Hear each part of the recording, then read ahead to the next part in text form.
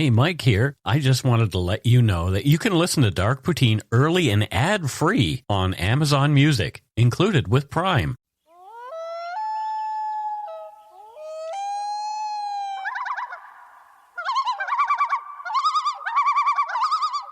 Hello and welcome back to the podcast known as Dark Poutine. I am Mike Brown, Michael officially, but with me across the table is my good friend Matthew, who does not go by Matt. I do not. No. There's only one T in my name. So you would be like doormat. Exactly. Yeah, and you're not anybody's doormat, my friend. You know that. No, definitely.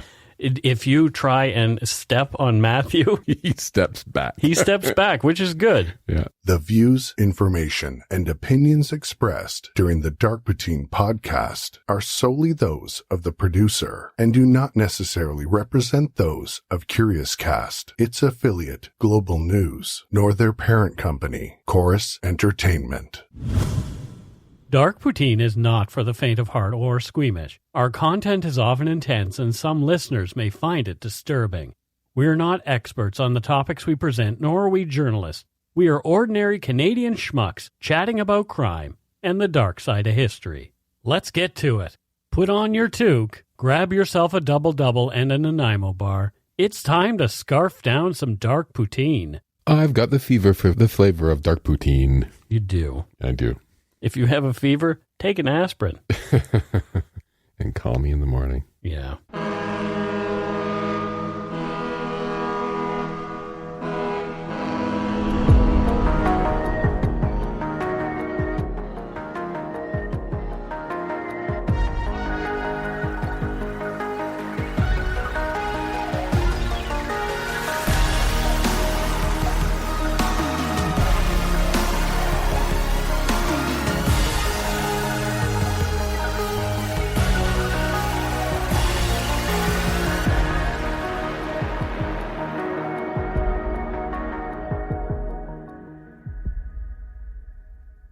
Before we get started, I want to say thanks to Matthew for researching and writing the bones of this episode.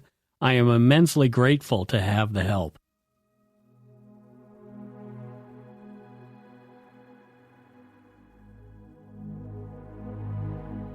Hanna Buxbaum was found dead July 5, 1984, on a highway near London, Ontario, after having been shot by roadside bandits 3 times in the head, as her husband Helmuth Buxbaum and their young nephew Roy, in town from Vancouver for a visit, watched helplessly. The bandits sped off with Hannah's purse and police were called. No one could figure out why anyone would want to murder Hanna Buxbaum, who was as close to being a living saint that anyone could find. The press initially labeled the case the Good Samaritan Murder until the true story unfolded. This story has so many twists and turns and crazy elements. The Buxbaums being millionaire owners of several nursing homes, there were huge sums of money involved. There's cocaine, sex addiction, sex workers, double-crossing, nuclear bunkers filled with tobacco and alcohol, people being dangled by their feet off 14th floor balconies, worries of rocket launcher attacks, and courtroom spectacles. No less than a motley crew of 7 people were charged in the killing of the earnest, salt-of-the-earth woman until finally the truth came out. You are listening to Dark Poutine episode 195, Death of a Saint, the Murder of Hanna Buxbaum.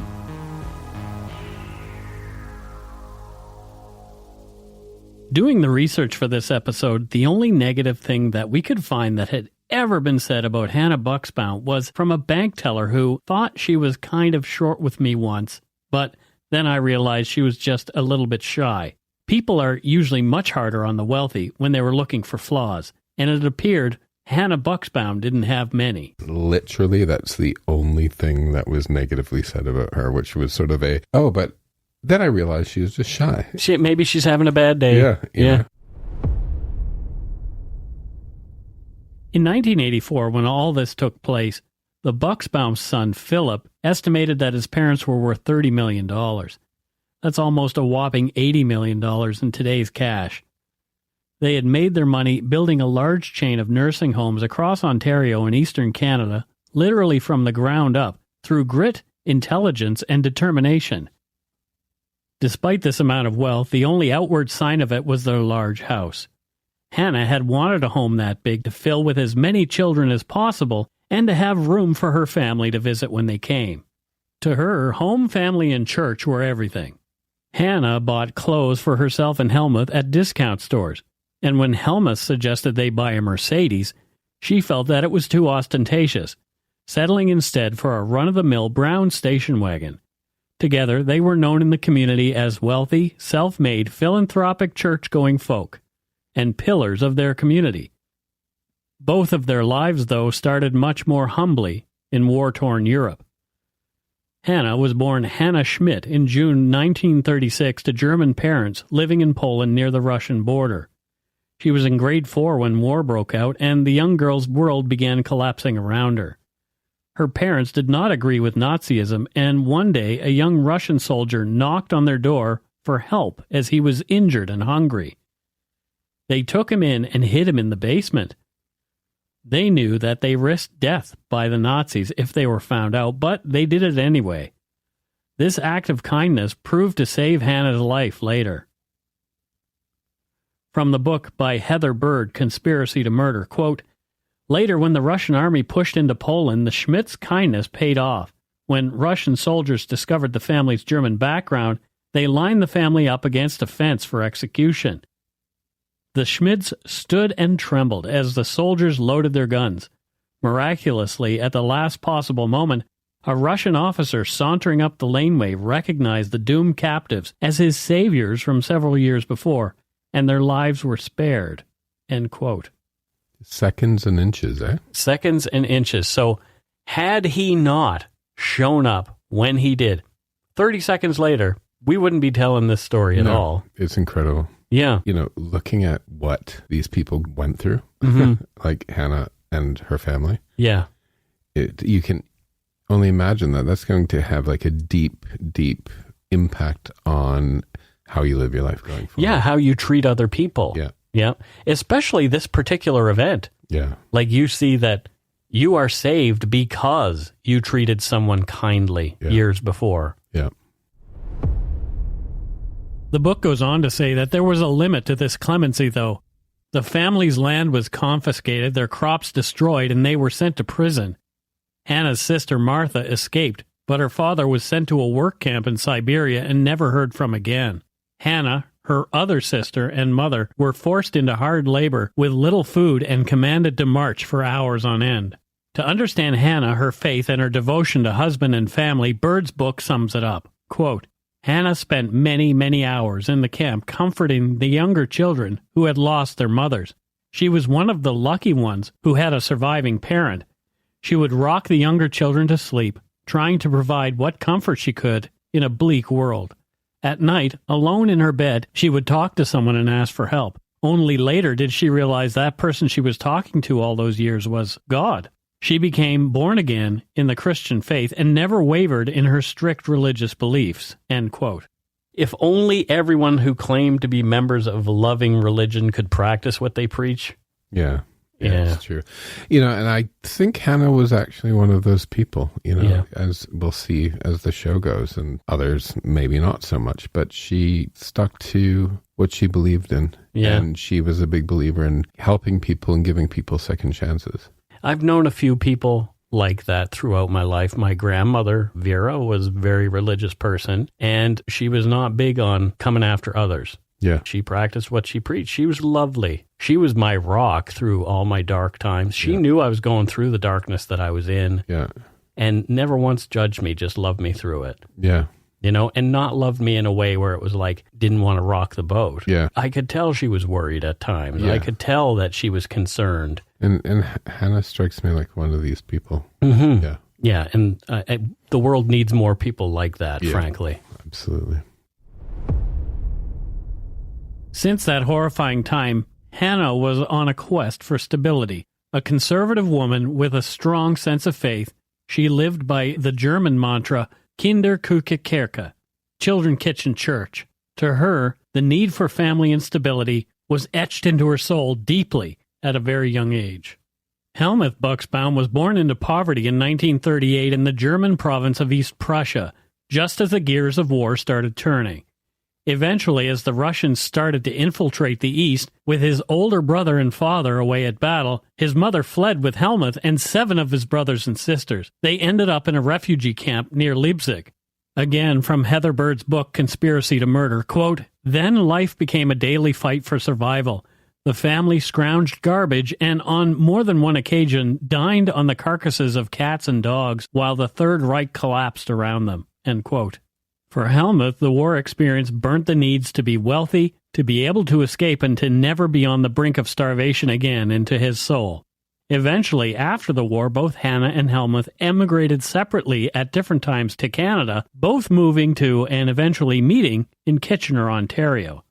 For our listeners familiar with Kitchener, it will come as no surprise that these 2 German-speaking immigrants settled there. Kitchener has a large German population and the largest Oktoberfest outside of Germany. In fact, Kitchener was named Berlin in 1833 after the capital of then Prussia and later the German Empire. On September 1st, 1916, the name Berlin became unsavory for residents after Great Britain and Canada's entry into the First World War. A referendum was held and the city was renamed Kitchener after Lord Kitchener, the recently deceased British Secretary of State for War, kind of as an in-your-face to the German population.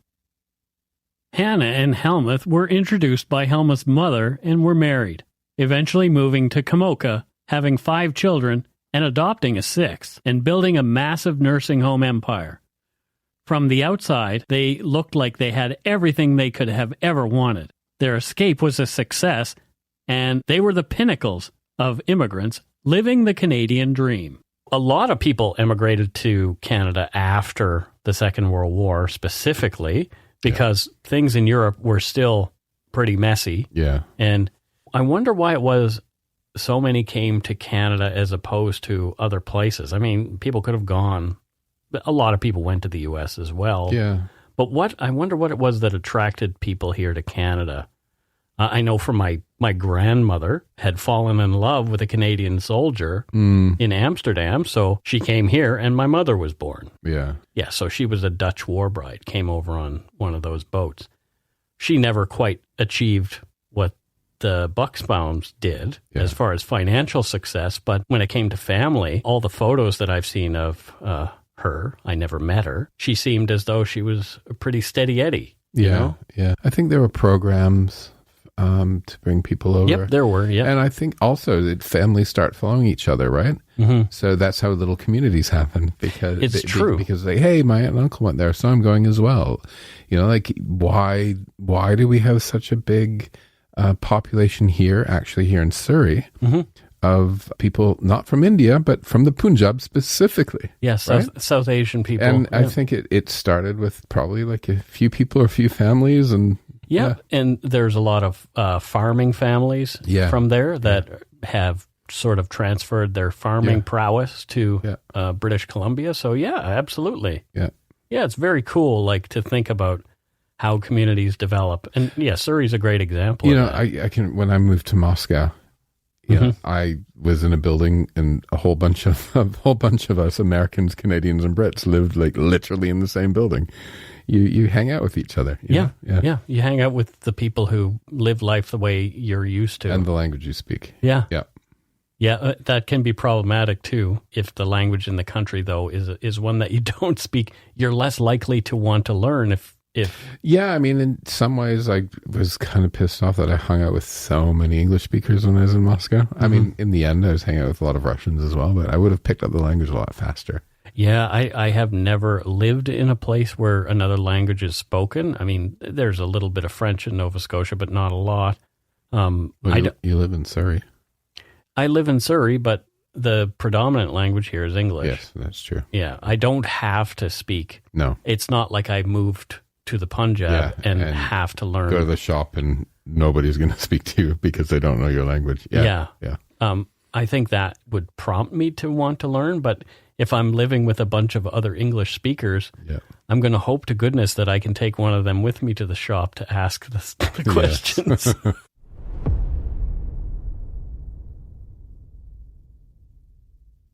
On the morning of July 5th, 1984, after enjoying a family breakfast, Hanna and Helmuth Buxbaum got into their brown station wagon and gassed it up at their own private gas pump, which was on the grounds of their huge estate outside the village of Komoka, Ontario. They were driving to Toronto that day to pick up their 14-year-old nephew Roy, who was flying in from Vancouver to visit for the summer and to work in one of their many nursing homes. They planned to stop and see Hanna's sister back home in Kitchener on their way. As they began their journey, just a few kilometers down Highway 402, they noticed a blue Chevy Nova with its hood up parked on the side of the road. They pulled up behind it to offer help. A man walked up and tapped on Hanna's passenger side window and asked if she had a spare pair of pantyhose because his fan belt broke and he needed to repair it. When Hanna said she didn't, Helmuth got out of the car and walked with the man to the front of the blue Nova where a second man was standing. A minute later, Helmuth heard Hanna honk their car horn. He went back. Hanna, always a selfless woman, had decided to take the very pair of pantyhose she was wearing off in order to help, and handed them to Helmuth, who returned with them to the other car. Just then, Constable Phil Medlin from the nearby Strathroy Police Department pulled up in front of them and yelled from a distance, asking if they were okay. The driver of the Nova said yes, it was just a small problem that had been fixed. The constable left. Helmuth exchanged a few words with the man and got back into his car and drove off with Hanna, who mentioned as an aside that the two men seemed creepy. About an hour and a half later, they arrived at Hanna's sister and brother-in-law's in Kitchener. Her brother-in-law, Hans Wagner, suggested that they stay for lunch before heading into Toronto. Helmuth declined, saying he was taking his wife to a restaurant. Hanna added, "And when my honey invites me, I go out with my honey for lunch." That was the last time that Hans and Hanna's sister would see Hanna alive. After leaving Hanna's sister's home in Kitchener, they drove to the Toronto airport to pick up their nephew Roy. Hanna decided to stay in the car and nap off the lunch they'd grabbed on the way, while Helmuth went in to wait for the teen. Once Roy arrived, Helmuth said he needed to make a business call and went to a nearby payphone out of the earshot of Roy, who was patiently waiting for his luggage. Once Roy had collected his bags, he and his uncle walked back to the car. Roy hugged his aunt, hello, and they set off for the drive home. Roy, tired from his journey, was dozing in the back seat. Just as they were a few kilometers from home on Highway 402, Roy heard his uncle say to Hanna that there was a car up ahead that looked like a neighbor's car, broken down, and that he was going to stop and see if they needed help. Roy had no idea that they'd stopped for a car already that day in almost exactly the same spot, just on the other side of the road. As their car rolled to a stop, a masked gunman with a pair of pantyhose, yes, those pantyhose, pulled over his face, opened Roy's door, and putting a .32 caliber pistol to his temple, yelled for him to lay down in the back seat and not look up. The man then opened Hanna's door and yelled at her to give him her money and jewelry, quickly grabbed her by the hair, and began pulling her out of the car. At this point, Helmuth got out of the driver's side and closed the door. Roy kept his head down but glanced up a few times to see that his uncle stayed by the side of the car. The last thing Roy heard before the passenger door closed was Hanna sobbing, "Please, don't hurt me. I have 5 children at home." Roy, as he heard 3 gunshots, sat up to see the man with his aunt's purse in his hands jump into a blue Chevy Nova that had other people in it. As it sped away, Roy noticed the car's license plate was covered. And we'll take a break right here. If you're looking for a smoking gun, I can absolutely guarantee you, you will not find it. In October 2001, a series of letters filled with a deadly powder called anthrax were dropped into the U.S. mail system. What started as an unprecedented case turned into an unsettling mystery. Who sent these deadly letters? And why? From Campside Media and Sony Music Entertainment, I'm Josh Dean, and this is Cover Up Season 4, The Anthrax Threat. Available now.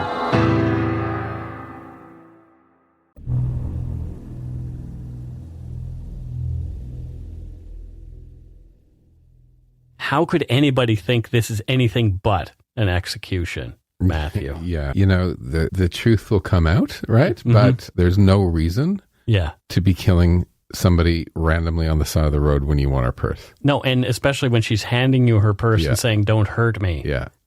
Yeah, this is really driving me nuts about this case, so let's read on. Yeah. Helmuth exclaimed, "Oh my God, they shot her," and ran to the middle of the highway to flag down an approaching freight truck. Roy ran to his aunt, who was face down on the ground and looked dead. Trucker Colin Lawrence stopped. Buxbaum told him his wife had been shot and needed to call for help, but Lawrence's CB was broken.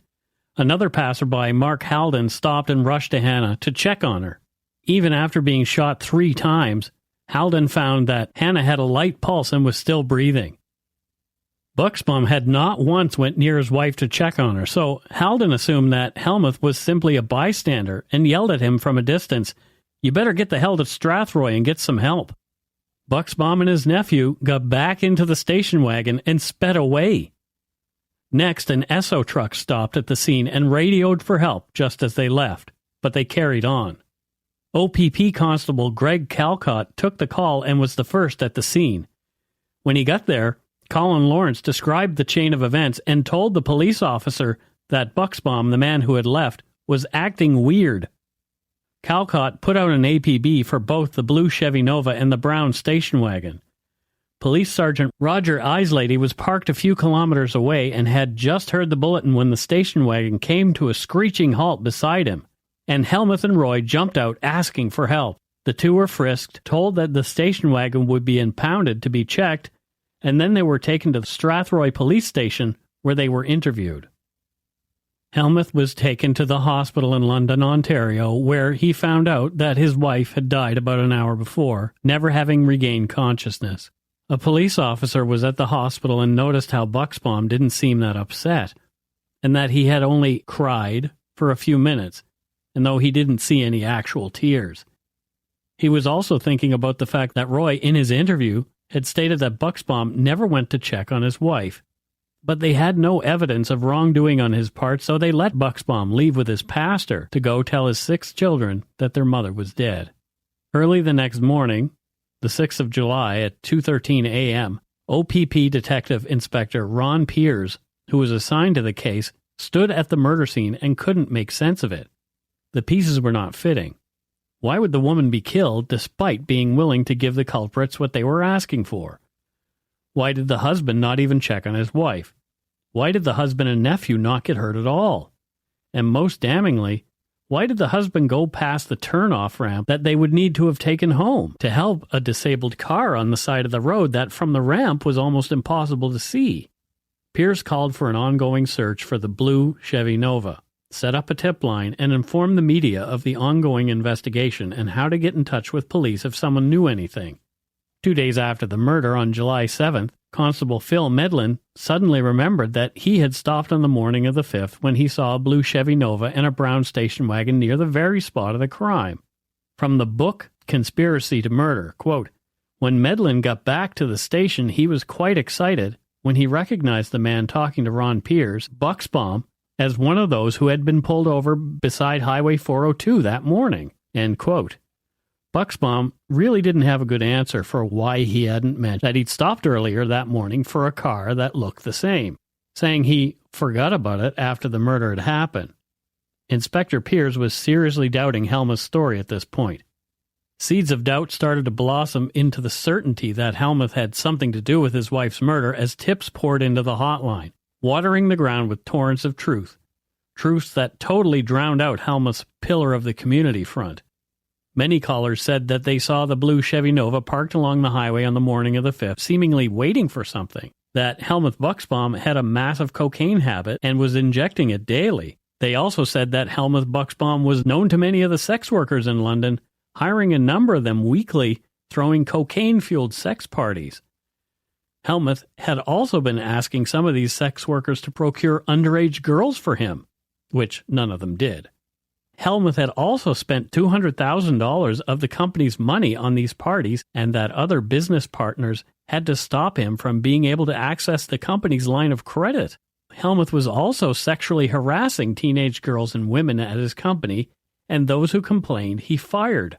But all of that doesn't point to him murdering his wife, just to him being a bad guy. However, some other calls really piqued Inspector Pierce's interest. The name Robert Barrett kept coming up. Barrett was a pimp and a drug dealer and an addict with a $700 a day coke habit. Callers were saying that Barrett was Helmuth's supplier and they always partied together. 2 sex workers called to say that Helmuth had asked both of them if they knew how they could find someone to kill his wife. A bank teller and a gold dealer called in to say that Buxbaum was taking out large amounts of cash and cashing in gold bars just a day after his wife's death. Finally, when 2 other pieces of information came in over the next day, Inspector Pierce was totally convinced that Buxbaum was at the center of this murder after hearing these further facts. Number 1, a man was arrested on an unrelated warrant while stumbling home from a party in which this Robert Barrett was attending. To try and help his own situation with police, he told them that Barrett was bragging at the party about how Buxbaum had given him money to hire a hitman to kill Hanna. And totally by chance, a police officer at London Airport oversaw Helmuth meeting with Barrett and handing him a package just a few days after the murder, and then reported it to Pierce. No wonder there are programs like Crime Stoppers. Holy crap, that's a lot of information that people called in with. Yeah, and I think we'll see that there's a lot of unsavory characters that were blabbing their mouths all over the place, sure. Right? So there's no honor among thieves, no, right? Yeah. Yeah, it's really fascinating. I saw this. I saw that. Yeah, police can put together a pretty good picture if they have a little piece of information from this person. Yeah. A little bit of... Then something clicks, right? Yeah. Something clicks. The timeline starts to fall together. Yeah. It's really fascinating. It's like pieces of a puzzle. Yeah. Pierce got a judge to issue a warrant for tracers on cars and wiretaps on the phones of Barrett, his known associates, and Buxbaum. With the wiretaps, the truth was finally seen in its entirety. It became evident that Helmuth hired a motley crew of London's underbelly to kill his wife. A sting operation was put into place. Some of the operations within it were dramatic, with police boarding airplanes and just before takeoff, arresting some of the culprits who were trying to flee to the Caribbean. Others were arrested in cities across the country and flown back to London. But the question that needs to be asked is, why had Helmuth done it? It came out during Helmuth's murder trial. Nobody really knows what goes on in a marriage, and this was especially the case with the Buxbaums.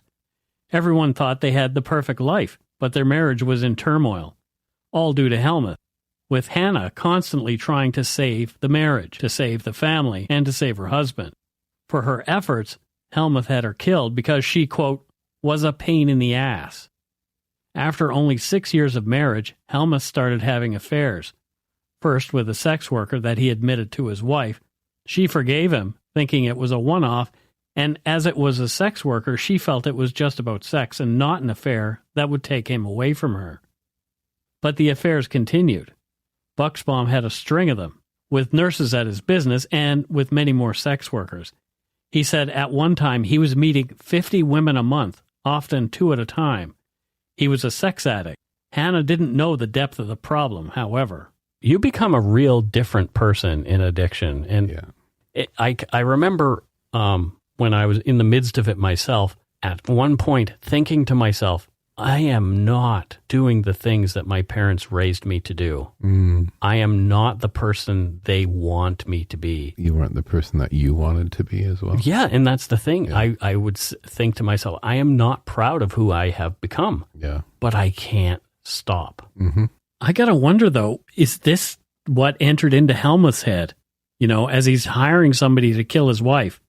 Is it just like, oh, I'm in the midst of an addiction, so I need to do what I can to further feed that?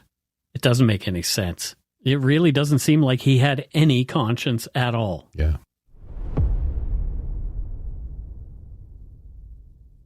At one point, Helmuth impregnated a 17-year-old employee of one of their nursing homes. This was while Hanna was already pregnant with one of their children. He told Hanna, who said they needed to do the right thing and support the mother until she was married. She even tried to adopt the child later. A few years after that, Helmuth caught a sexually transmitted infection and passed it on to Hanna. At this point, Hanna, still fighting to save her marriage, got them to see a renowned sex and couples therapist, Dr. Chernick. But Helmuth ignored Chernick's advice, saying simply that Hanna was boring in bed. Hanna tried her best to keep him happy sexually, even to the point of looking into vaginal reconstruction surgery so he could have more pleasure with her. Hanna kept trying and trying to save their marriage. Eventually, Hanna noticed track marks on her husband's arms and found cocaine in his pocket. Worried about his health, she made him flush the coke and promised never to do it again. A few months after that, she found more cocaine in his pocket while doing laundry. At this point, she took him to a rehab center to be assessed, but after the assessment, he never went back like he said he would. It was around this time that Helmuth made the evil decision to have Hanna, his wife and mother of his children, murdered. Long-suffering Hanna that loved him and was only trying to save both him and their marriage. Helmuth first met Robert Barrett at Kelly's bar in London, striking up a friendship that was based on Barrett arranging cocaine and sex workers for him. Helmuth started throwing drug parties in a hotel across from Kelly's.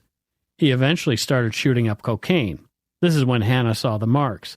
One of the sex workers he'd been seeing regularly, named Susan, was told by Buxbaum that he wanted to divorce his wife, but she would get half of the money and the children.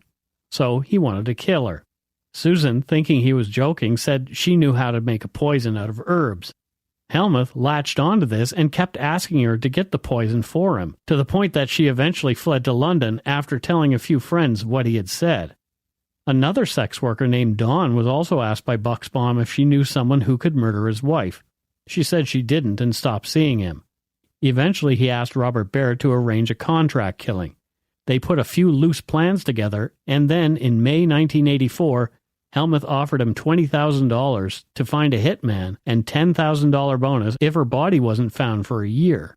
Barrett flew to Florida to arrange a hitman, but he ended up partying the money away and called Buxbaum for more.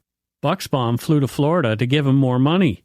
He called Barrett daily for status checks once he got back to Canada, until Barrett said he found a man named Paul who would do it. He hired Paul, who said he would fly to Quebec, pick up a gun, and then drive to Ontario to kill Hanna. Buxbaum waited, but on the planned day of the murder, when nothing happened, they found out that Paul took off with the money. He never intended to do it. They'd been scammed.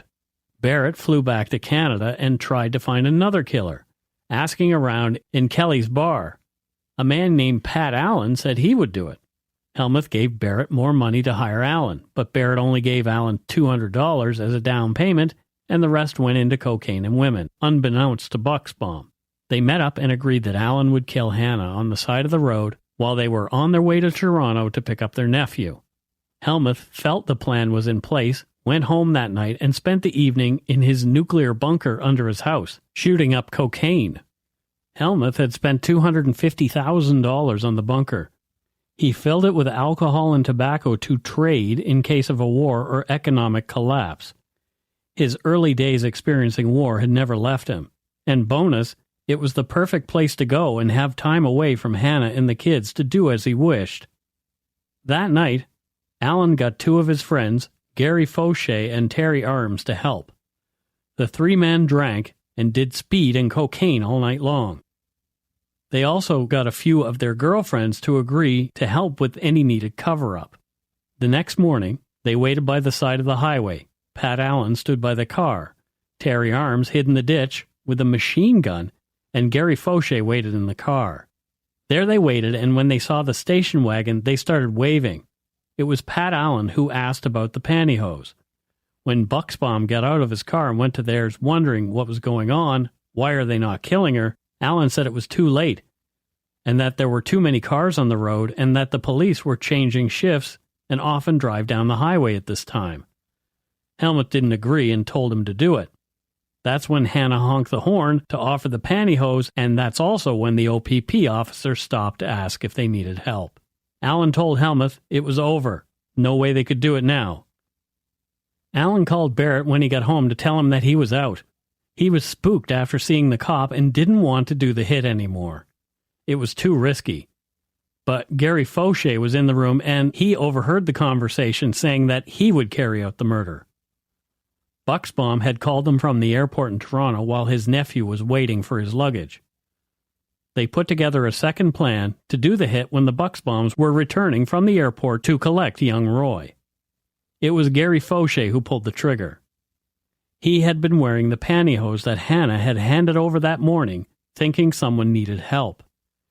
Terry Arms drove the getaway car.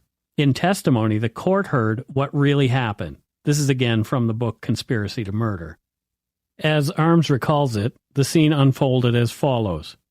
Quote, "The slightly paunchy millionaire with the receding hairline slid calmly from behind the steering wheel of the car onto the pavement of the highway. He slammed the door in his wife's face as she was scrambling across the front seat of the car, clawing toward the driver's side in an effort to escape the clutches of her killer. She was screaming, pleading for her life, as she stretched her arms out to the one she loved and trusted more than anyone in the world, her husband of 23 years, who was watching the tableau in safety. He just stood there, looking at me as Hanna was dragged from the car. He heard her say to Buxbaum, 'No, honey, not like this.' But he didn't blink an eye. He just stood there. Down in the culvert, she turned her hazel eyes beseechingly toward her killer. Perhaps she briefly touched the man's heart because, according to Arms, the gunman turned, clinging to his victim with one hand, and pointed the tiny handgun at the watching, waiting businessman with the other. 'It should be you, you son of a bitch,' he spat. Then he turned and fired at point-blank range. Her body twisted, and as she fell to the ground, she smashed face first into the mud. As the executioner fired 2 more shots, Arms said Helmuth stood on his tiptoes so he could watch." End quote. They sped off and hid the car, threw the gun in the river, and a few days later threw Hanna's purse in the river as well. When they realized that the heat was on, they took off to Toronto. The gun and the purse were later recovered by police as evidence. Barrett had not paid them for the hit. Having met them in Toronto, high as a kite, one of the men dangled Barrett off the 14th floor balcony, demanding their money. They'd killed a woman after all. Barrett rushed to the Toronto airport demanding to get on a flight and that it was, quote, life or death. The airline called London Airport to report this suspicious man. That's when the police officer saw Buxbaum at the airport giving him a package. Money that he'd taken out of the bank and by cashing in gold bars. Eventually, Piers rounded up all of them. In total, 7 people were originally charged with the murder and conspiracy to commit murder. During the trial, Barrett and Allen cut deals with the Crown. Prosecutors wanted to nail Buxbaum. When the deals were announced in court, Buxbaum asked his lawyer, Edward Greenspan, what it meant. Greenspan turned to Buxbaum and said, "It means you're fucked." Pretty direct, but with the millions that Buxbaum was paying him, I guess the harsh truth is what you're paying for. You may have heard of Greenspan. He was one of Canada's most famous and expensive defense lawyers, having represented people like Gerald Reagan, former Premier of Nova Scotia, Conrad Black, a media mogul, Peter Demeter, Garth Drabinsky, and Robert Latimer. After Barrett and Allen cut their deals, rumors started flying that Buxbaum, with his wealth, was going to have them assassinated. There was a rumor of a rocket launcher attack that police took seriously enough to constantly change the route of their armored cars taking them to court. And they carried machine guns and hand grenades with them. But none of that happened.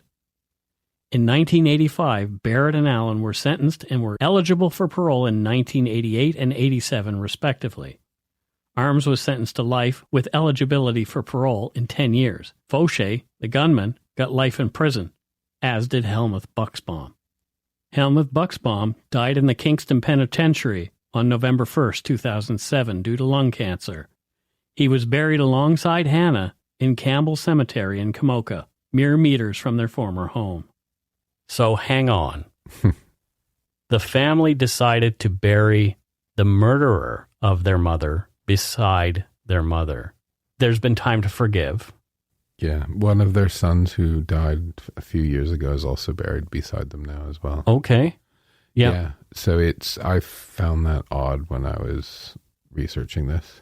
Yeah. Because I'm like, I don't know how that decision would have been made. If my father had murdered my mother, I wouldn't be burying her beside him. Yeah, right? Right. I get it. A friend of mine who I have been talking to about perhaps coming on this show to talk to us went through a similar situation, except it was the mother who murdered the father. Right. And he and I have had interesting discussions that I think would be pertinent to this, that he still loves his mom, even though she took his father's life. Yeah. And he has to deal with that as her son and as his father's son. Yeah.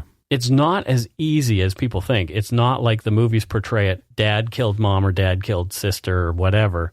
Let's just hate dad. It doesn't always work that way. It's not so cut and dry. No, and the gravestone itself has, Hannah Schmidt, wife of Helmuth, and underneath, their works do follow them. Their works do follow them. Yeah. So her good works do follow her, and his not Bad so works good follow him. Yeah, fair enough. Yeah. Yeah, that's a really interesting inscription, and that's it for Dark Poutine episode 195. My gosh, we're 5 away from 200. Death of a Saint, the murder of Hanna Buxbaum. That's right. It's time for voicemails. You can leave us a message at 1-877-327-5786 or 1-877-DARK-PTN. We'd love to hear from you. Let's see who called us this week. Let's listen to this week's first voicemail. The first one. Hi, my name's Courtney. I've been listening to your podcast for quite a while. I'm from Idaho, and I just wanted to say I just got done listening to your Halloween episode. I noticed on the nursery rhyme that you guys said for Ring Around the Rosies, you said tissue, we all fall down. Where I'm from, I just wanted to share that we say actually ashes, we all fall down. So I thought that was like a fun little thing to share. And I just want to say that I really love you guys' podcast. I've been listening for almost 2 years now, and I hope you guys continue to make lots and lots more episodes for the years to come. And I hope you guys are doing great. Have a nice day and go shit in your hat. Bye. I honestly did not think that the go shit in your hat was coming on that one, because she was like, oh, and have a nice day. And then go shit in your hat. We used to say ashes as well when I was growing up, but a tissue was apparently the original. In the UK, that's what they say. A tissue. Yeah, that's when I heard it there. Yeah. Yeah, we said ashes when we were young as well. Yeah, and it's not spelled like a tissue. It's A''TISIOUUU. It's like, it's supposed to be a chew. It's an onomatopoeia. Yeah, exactly. Yeah. An onomatopoeia, like the word bum. Or buzz. How is bum an onomatopoeia? Because my bum makes that sound bum. Bum. Anyway, oh boy. On to the next voicemail. Hi, Mike and Matthew and Steve. My name is Rebecca. I'm calling in from East Vancouver. I've been listening to the podcast for a while, and I'm addicted. It's definitely a highlight of my Monday mornings. I think that your research, storytelling, and humor just really make my long days working from home much more interesting. I wanted to shout out episode 10 in particular, the episode, Mike, where you talk about meeting your monster. I just want to thank you from the bottom of my heart for speaking so candidly about this experience. I'm a survivor of sexual assault myself, and I'm still navigating how to talk about and process and just generally make sense of it. I think that the more we're able to open up about these experiences that so many of us have, the greater the chances are of seeing some changes and healing in our society. And your willingness to discuss this was very meaningful to me. On a completely unrelated note, if you're ever looking for an intense and weird story idea, the murder of Kelly Cook in Standard, Alberta is quite the story, and it still terrifies my mom to this day. So yeah, with that, thanks again for your fantastic podcast. I'm always trying to be a good egg and not a bad apple, but with that, go take a shit in your hat. Bye. Well, thank you so much, Rebecca. That's awesome. And I did not know that my dark story would have such value to other people so many years ago. I didn't realize how much it would be able to help people with their own stuff until actually I heard Jim Clemente share his story on another podcast. He's an FBI profiler, former prosecutor who chased people who were predators. And he talked about his own personal story. And I thought, you know what? That was really powerful for me. And I want to do that too. I think it's important to tell that story. So thank you very much. Also, I am very aware of that Kelly Cook story that you mentioned, and it is very much on my list to do soon. Bum, bum, bum. Thought the name sounded familiar. Yes, exactly. So she also lives in East London. No, she said East Vancouver. Sorry, East Vancouver. Yeah. I wonder if she'll babysit Steve. Matthew was desperately looking for a babysitter for Steve for Christmas. He's like so bad. He's shilling everywhere. I was like, literally, she has a nice voice. She seems really friendly. She's not very far away. Not a lot of people can have a dog in their home. I know. Somebody had kindly offered before, but with kids and cats, and Steve's just never been around them. So no, I wouldn't. I thanked, but it's like he just needs to be with a human. We don't need any mayhem happening. I wish you weren't traveling for Christmas. If I wasn't traveling, you could have the penthouse and Steve for a week. I would totally do that. So, and my offer still stands. If I'm home and you guys want to go away, cool. I will totally come and take care of your dog. I'm his emotional support human.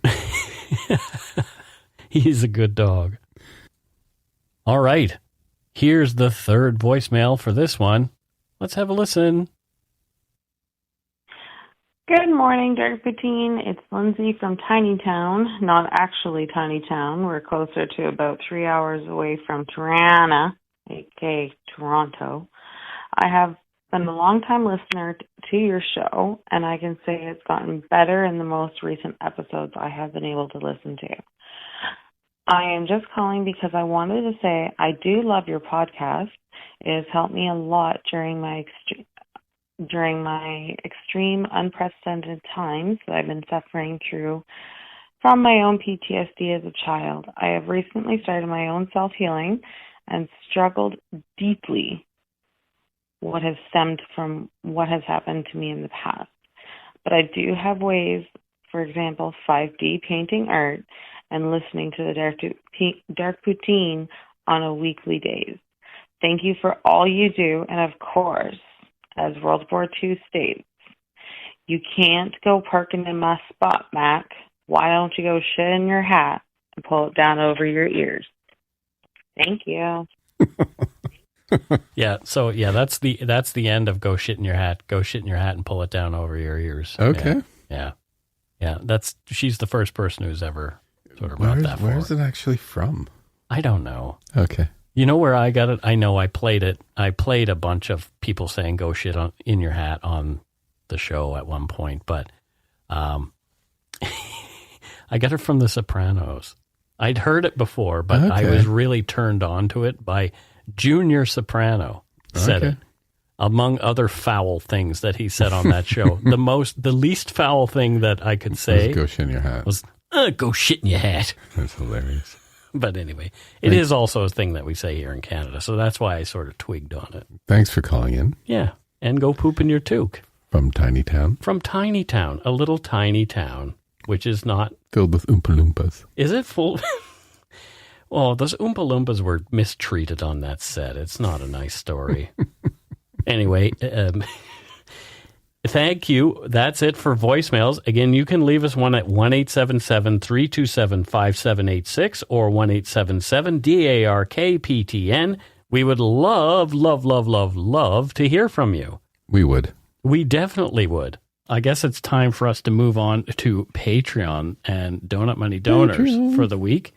And first up, we have a patron from Hong Kong. Yay. Ashley Yu. Is this our first Hong Kong Patreon? I think we've had at least one more. Okay. But Ashley Yu from Hong Kong. I love it when there's somebody who is from a place other than...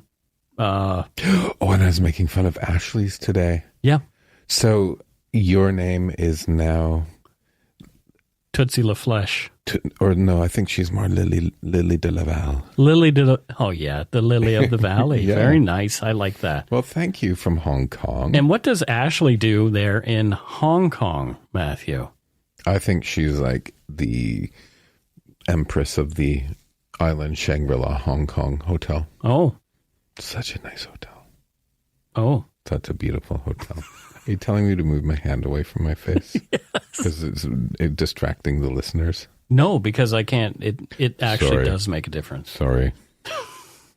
It muffles your voice. Yeah, exactly. So thank you, Ashley. Thank you, Ashley. And enjoy. I wonder if Ashley ever comes to Vancouver. I don't know. Lots of people from that area do. I know I used to work with a lot of people from Hong Kong, actually. You know, I heard that at one point, Vancouver, 15% of Vancouver was born in Hong Kong. Wow. Yeah. Wow, that's great. Yeah. That's actually kind of cool. Just across the water. Just across the water. And next we have Heather. And Heather is from Smiths Falls, Ontario. Smiths Falls. And not Niagara Falls, but Smiths Falls. It's owned by the Smiths. It is it? Yeah. The Smiths, like Morrissey owns it? Smith. Well, he did. Panic on the streets of Until he London. became a dick. Yeah. He's such a moany person. He was a moany. Moany. Moany. And what does Heather do there in Smiths Falls, Ontario? Don't call it Ontario. I'm kidding. I knew it would get a rise out of you. What does she do there, Matthew? She actually has, behind the falls, there's like a secret passage. Oh, dear. And she's kind of like... like Batman. Yeah. Except Bruce, she's Bat Lady. She's Bat Person. I was going to say Bruce Wayne. So what's a female version of Bruce? Heather. She's Heather Wayne. She's Heather Wayne, yeah. There you go. She like saves Smiths Falls from the Penguin and the Joker. Oh, okay. There you go. Thank you. Smiths Falls is Canada's Gotham. Yeah. Yeah, there you go. Have you been? It's that big. No, I didn't know it existed. Skyscrapers. Oh, wow. Yeah. Next we have Lisa Windsor, and she's one of our Donut Money donors. Thank you, Lisa. She says, I've been listening for a few years, never miss an episode. I've been meaning to donate for a while, so thanks for the reminder to help out and send some donut money. Hope it helps a little. It helps a lot. Thank you, Linda. And she's from Baltimore, Ontario. I didn't know there was such a thing as Baltimore, Ontario. I didn't know that either. It's interesting. I wonder if she changed her name from Saxe, Coburg und Gotha to Windsor. Why would she do that? Because that's what the royal family did. Oh, okay. So they were Saxe, Coburg und Gotha, and they changed their name to Windsor after the war. You mean Goethe? Gotha. Gotha. Oh, okay. I don't know. I'm probably saying it the wrong way. Yeah. Who knows? And what does she do there in Baltimore, Ontario? Does she play on the baseball team, the Baltimore Orioles? That's just too easy. Do you know how often she probably hears that? Not do you play, but do they have Baltimore? Yeah. I think she... Where's Baltimore? Hold on. I need to look this up. Okay. Because I'm from Ontario, and I've never heard of Baltimore. It's a village in Ontario. Oh, it's down there. It's near Rice Lake. Okay. Yeah, and it's near Coburg. So I think she like on the beach nearby in the summertime, she rents sea-doos. Oh, that's very cool. What are they called? Yeah, sea-doo is fine. Sea-doos, yeah. Yeah, I think that's what she does. Awesome. Jet skis. Jet skis. Yeah, we don't want to use a brand. So thank you so much, Lisa. Thank you, Lisa from Baltimore. Oh my goodness. Looks like we got some donut money from Lori St. Germain. Lori St. Germain. She says, hey, Mike and Matthew, please grab a double and donuts and a Chewy for Steve from Spock. Have a wonderful week. Thank you. That's so cute. That's lovely. Thank you, Lori, so much. And I guess we're going to take a wild guess on where Lori St. Germain is from. We can probably look on her Facebook to really figure it out. But let's just make something up. Where is she from? She's from Carefree, Arizona. Oh, isn't that nice? Carefree, Arizona. So it was a planned city. Oh, okay. And so all the streets are like named Ho Hum Boulevard and Easy Street and Nevermind Trail. Oh, that's nice. I kind of like that I'd stuff. love to live on the corner of Ho Road and Hum Road. Ho and Hum. That is really funny. What does Lori do there? Nothing. Good for her. She kicks back and relaxes. There you go. That's what I want to do for the rest of my life. Why don't you do it for the rest of the day after we're done all this? Thanks to all the patrons, past and present. Yes. Because we love you. You do keep the show going. And even if you're just a listener, not a patron. Exactly. Listening helps too. Yeah. So you can become a patron of the show at darkpoutine.com/ No, you can become a patron of the show at patreon.com/darkpoutine. For a one-time donation, you can send us donut money via PayPal using your email address, darkpoutinepodcast@gmail.com. Using our email address, darkpoutinepodcast@gmail.com. Because I said your email address. That's not good. That's not good. If you don't already subscribe to the show, it would mean a lot to us if you did. You can easily find us. You can easily find Dark Poutine on Apple Podcasts, Spotify, or wherever you listen to your favorite podcast, and hit the subscribe button. Subscribe, follow, do whatever it is that makes it download to your machines. And my book, Murder, Madness, and Mayhem, is selling like a hotcake. Just one hotcake because it's one book. And you can order it at Amazon or any other bookseller. So there you go. Until next week. Oh yes. Boy, I'm all upset. Check out darkpoutine.com for show notes and other cool stuff. Please take the time to give Dark Poutine a like or follow on Facebook and Instagram. Most importantly, thank you for listening and tell your friends about us. Word of mouth is a powerful thing. And I have a promo to insert this week. So just hang on. Insert promo here. And so the show we're promoting is called The World's Dumbest Criminals. It launched in August, and my friend Tara is one of the hosts. So let's have a listen. Did you hear about the Welsh tourists who got drunk and stole a penguin named Dirk from SeaWorld on the Gold Coast? Or the Canadian guy who tried to beat a breathalyzer test by eating his own underpants? Hey, I'm Tara Saraban from World's Dumbest Criminals, an upbeat podcast about deadbeat crims. Join me every Monday to hear about the most ridiculous, bizarre, and downright stupid crimes and criminals in the world ever. Like the Australian man who put out an unsuccessful hit on his wife and freaked out when she crashed her own funeral. Or the Chinese woman who deliberately ran 49 red lights in her ex-boyfriend's car. World's Dumbest Criminals is available on iTunes, Spotify, and anywhere else you listen to podcasts. Make sure you subscribe if you don't want to miss any criminally stupid shenanigans. Well, that sounds like a lot of fun. She has a great voice. She has a great voice, yeah. That sounds like fun. I'm gonna Worms and birds. I'm gonna listen to that. You know what? She sounds like a nice lady. She doesn't Hello, sound like nice that. lady. No, actually, I'm gonna listen to that podcast and I won't fall asleep. Yep, but download ours first. Okay. Yeah. So you can listen to World's Dumbest Criminals every Monday. Just like Dark Poutine, and every second Monday you can hear Supernatural Circumstances. Supernatural Circumstances. Because it's very supernatural. And circumstantial. And circumstantial, yes. So that's it for this week's episode. Thank you so much to each and every one of you mugs. Thank you for listening, and tell your friends about us because word of mouth is a powerful thing. Until next week, don't forget to be a good egg and not a bad apple. Bye, everyone. Bye-bye. Love you. Love you lots. Love you lots.